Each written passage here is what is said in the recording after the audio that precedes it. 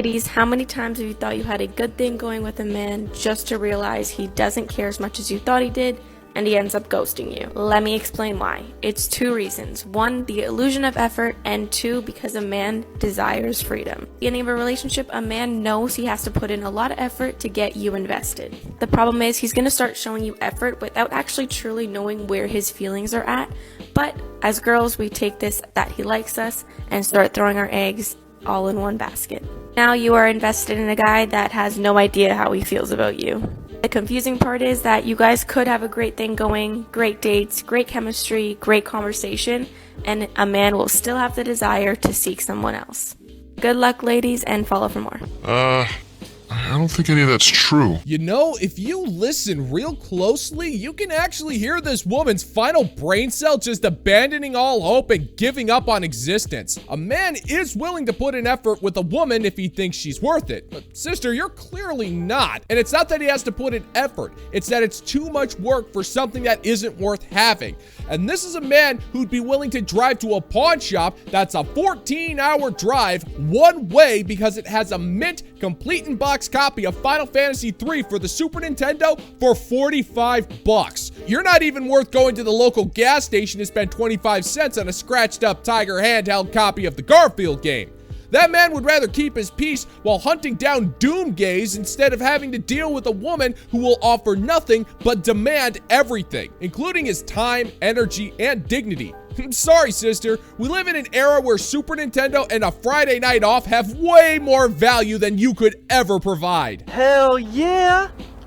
No one talks about when you're in the most amazing relationship of your entire life, when you are so utterly in love with someone because they're just so amazing, but it's just not working. No one talks about when it's a breakup that you don't want, but you need. I'm not saying it's worse than if you're like getting broken up with or something like that, but it's definitely a unique experience and a different type of hurt. I don't think one type of breakup is worse than the other. The amount of pain that there is when you know that you're not only breaking your own heart, but you're breaking the other person's heart, and it's the last thing you want to do, that is just like psychologically torturous. Say what now? The reason why nobody talks about that is because it's dumb. It's a dumb thing to do.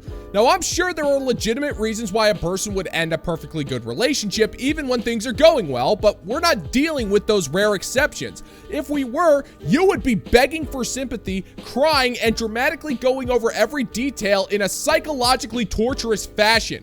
So my guess is you either came across Chad and didn't want to deal with the horse hockey of cheating on a guy that deserves better, or your girlfriends convinced you to dump him because they hated the fact that you were happy. Either way, you end up covering for it with terms like healing journey or other flowery language to hide your selfishness. It sucks that I have to make these kinds of assumptions, but we're living in the modern era. And in the modern era, the more petty the reason, the more likely the case. It sucks, but that just seems to be the norm nowadays. And then no one talks about the self-control to continue and keep with that decision even though you're not 100% sure if that's what you need. Or even if you do know that's what you need. No one talks about the self-discipline you have to stick with your decision, knowing that it might be the one that got away because you're still so in love with them. No one talks about that kind of breakup. No one talks about when it's something you need, but you don't want. Okay, slay. That was not as dramatic and cute as I was hoping it to be. Which, that's how life goes, you know? It's fitting, honestly. It's on theme, it's on brand, we love it. Okay, let's go cry about our heartbreaks together. But alone, but together. Okay, love you, bye.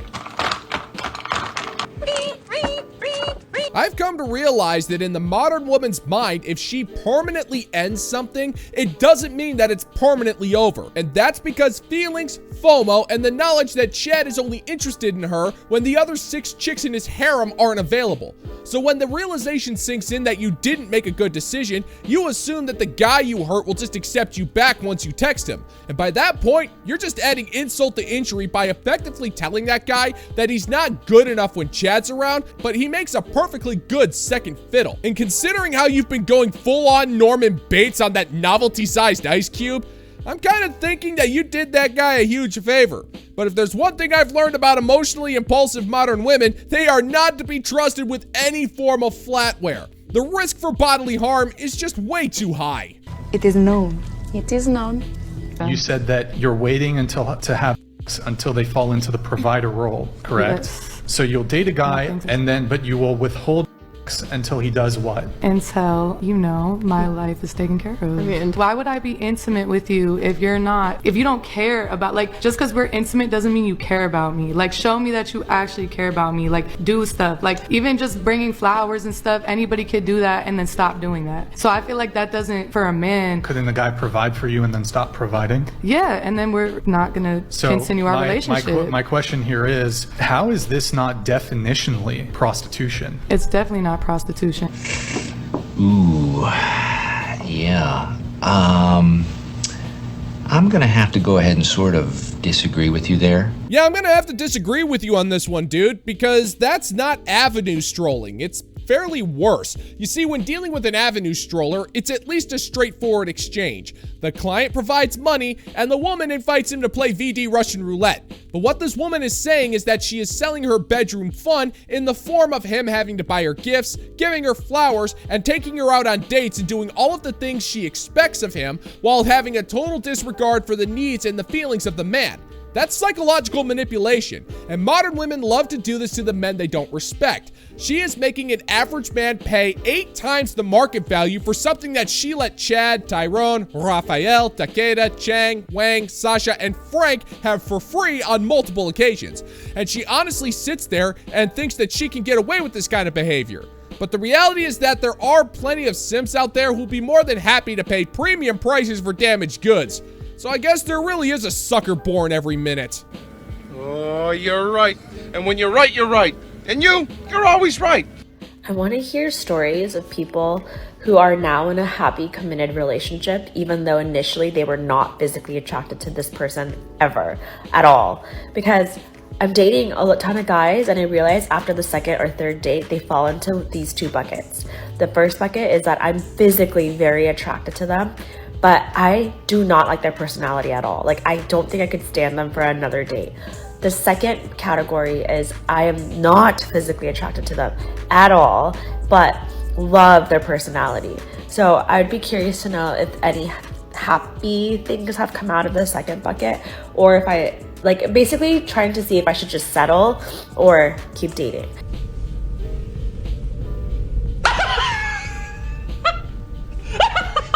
Well, isn't this neighborly? Here we have a modern woman who is so far gone that she's done run out of cope, so she's going to the internet to see if she can borrow a cup of cope from a neighbor. Well, sister, the answer to your question is simple. Neither. The answer is neither. You're treating a man like a secondhand car. Now, you're used to driving finely crafted European luxury automobiles, but they're not in your league. But you also need a car. So you're looking at the used cars that you don't think look good, but you need something to get you around. But men aren't like that. A relationship isn't all about you. Men actually do have feelings. And when you claim you're settling for a man you don't find attractive, you are being profoundly disrespectful to that man. I know it's hard to believe, but men actually want to feel desired by their woman. And you just admitted to the entire internet that you cannot do that for a good amount of men because you spent too much time in situationships with men built like Spartan gods. And the only reason why you're going on this rant is because you want reassurance that everything's gonna be okay when it comes to relationships. But I'm gonna let you in on a little secret, woman. It won't. Because my body is telling me I'm exhausted. So I'd be curious to know stories. I just want to add, all the guys that fell into bucket 1 where I was physically attracted but didn't like their personality, I said no more just because I just didn't think there would be any point to keep seeing them if I know I wouldn't want to spend forever with them because I have to like their personality. So that was a no-brainer. But I'm more so curious about the second bucket. Emotional damage. Well, that just seems like an oddly specific thing to add at the end there. What difference does it make who ended things with who? It's clear that you're not telling the truth. And are you seriously trying to take the moral high ground with this one? You, for all intents and purposes, are asking for permission to lie to a man in order to get into a long-term relationship. That's what settling is all about. You're going to make this guy think that you want him, that he's good looking, and that he's the type of man that you desire. But in time, you won't be able to keep up that charade. You're too exhausted to do otherwise. You'll slowly start to resent this guy for not being the man that you physically want, and that will lead to emotional distance, keeping score with grudges, and unenthusiastic enthusiastic bedroom fun. And when things ultimately implode, things will end. And when you're alone, you'll realize something terrible. It doesn't matter what you want, because you'll find out that regardless of whatever bucket you use to store your relationship vomit, neither man finds you attractive enough for anything. And that's all that matters. Good luck. If someone says that they're breaking up with you, or they're done with you, or they're ending things with you, there is only two appropriate responses from this. One's a little toxic, and I'm kind of behind it though, because I think it's hilarious. But the first one being silence. And I don't think that's the toxic one. If someone is telling you that they're done with you, really only appropriate response is silence. Because why are you giving your energy to someone who doesn't want you anymore? You have to get to the point where you are so turned off by someone not wanting you. That person doesn't like me. Are they joking? Like, is this a fucking joke? If they don't like me, then there's no chance, there's no shot in hell that I would give them an ounce of my energy back. When you yell and scream and beg for them back, you're only pushing them so much further, validating their want to leave you. Really? Yeah, but you already have that mindset, lady. I mean, think about it. You think that you're so great that every single man on this earth wants you, and it's come to the point where the thought of any man not wanting you is a straight up insult. And that's a level of vanity that no self-respecting man is willing to tolerate. So when Chad has enough of your guff and decides that you're no longer worth the effort, there's no way that you can give him the silent treatment. You'll get so angry that the man you want doesn't want you, and you won't be able to help yourself. As a modern woman, you've been encouraged to be emotionally immature. You've been told since you were 3 that you're a princess and nothing is ever your fault. So when things don't go your way, you throw a hissy fit because you like to believe you live in a world where you're the most important person in existence. And I hate to break it to you, sister, when it comes to the population of people on this earth who possess some form of importance, you don't even rank in the top 6 billion. But if you're like, you know what, I'm not gonna say anything and just leave it at that, they're like, wait a minute, I was gonna say no, but why are you saying no? And then it turns into they thought they got their closure because they were shutting it down. But when you don't say anything, it's like, damn, did they even like value me at all? Are they serious right now? I mean, honestly, if it went on for a really long time, I would just be like, okay, I wish you the best, and just leave it at that. You have so much power by keeping it short and simple. You do not have to tell me twice that you do not want me. And then the second one is a little toxic, you guys, and I don't promote toxicity, but this one is kind of funny to me. That being said, saying, oh my god, I'm so glad you said something. I didn't want to hurt your feelings. Great plan. Thank you. He likes your plan, Chief. You know, I gotta call it like I see it on this one, woman. You're talking about trying to hurt this man. You want to hurt him the same way that he hurt you. But considering the type of man that you want, that is impossible. There is nothing that you can say or do that's going to make that happen. He's ending things with you for a reason. He doesn't need closure, and he couldn't care less about what you think or what you have to say. And that's something you can't stand. You said it yourself. You live in a fantasy land where you cannot fathom any man not wanting you. So you conjure up these things to try to get under the man's skin, because if he doesn't want you, then you need to have the last word so you can brag about it and not have to face the obvious truth that you're unlikable. And how do you accomplish this particular feat of mental gymnastics? By reinforcing that man's decision to kick you to the curb by being as unlikable as humanly possible. I didn't want to hurt your feelings. It's so great because the whole time he probably thought that you were overly invested in him.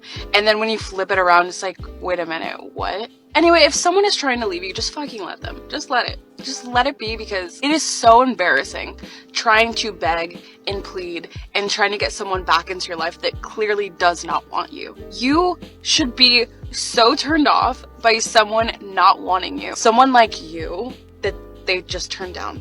Someone like you. Do you realize that? Like, no, we're not doing that anymore. Get serious. That never works. Well, that's just it, isn't it, woman? You don't want a man that wants you. That's just the lie you tell yourself to try to justify your behavior. The man that you crave is the man who doesn't want you. The man who couldn't care less is the mystery that you must unravel. This isn't an accusation. You literally said it yourself. You don't exist in a world where men don't want you. This has been repeated like 9 times already. So when a man does just that, you become obsessed with the man who shattered your worldview. And all of these petty games won't work because he was never all that invested in you to begin with. You wish he was, and you'll assume he was, and you'll delude yourself into thinking that you got this man figured out and you know how to push all of his buttons. But answer me this, lady. If you had this man figured out, then why is it that he dumped you? If you had this guy figured out, you would have been able to keep him around, but that clearly wasn't the case. He did not want you. And that knowledge occupies so much real estate in what little is left in your brain that you need to try and feebly spite him because he reminds you of the truth. You live in a world where no man will ever want you.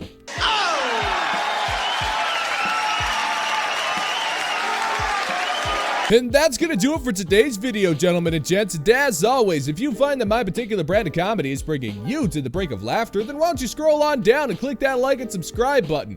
Ring the notification bell, leave a couple of comments, and make sure to share this video so we can give the good old-fashioned middle finger to the YouTube algorithm. Thank you so much for checking out the new video, and until next time, peace out, homies.